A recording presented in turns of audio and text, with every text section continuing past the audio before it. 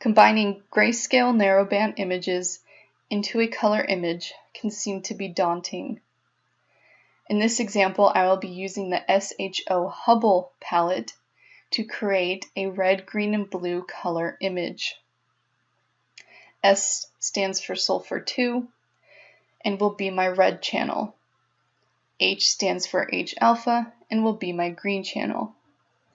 O stands for oxygen 3 and will be my blue channel. By adjusting the levels and doing other things such as noise reduction before I combine my grayscale images to create a color one, often brings out a lot more details in the final image. To start, go to Image, Adjustments, and Levels. Move the pointers in to start bringing out some of the detail in the image.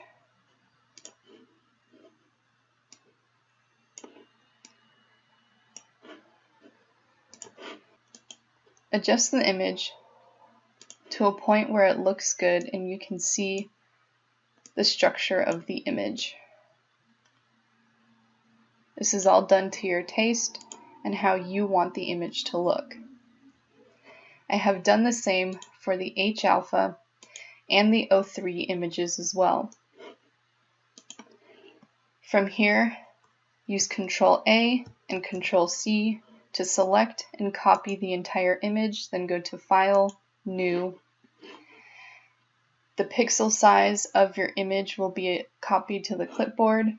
Make sure that color mode is changed to RGB color. It's in 16-bit and Create. Because I selected sulfur first, I will paste it to the red channel under the Channels tab.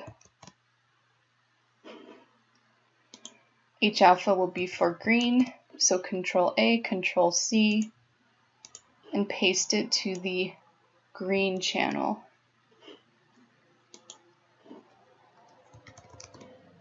Oxygen 3 will be pasted to the blue channel.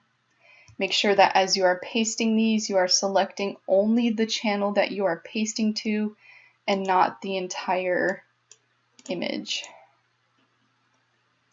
Now we have created a red, green, and blue image. Because hydrogen alpha is the most prominent element and it is assigned to green, the image will often come out green for a nebula. From here, the image is ready to be processed. I usually filter out the green first by using the Hasta La Vista Green plugin and ensuring that my red, green, and blue channels are selected for everything.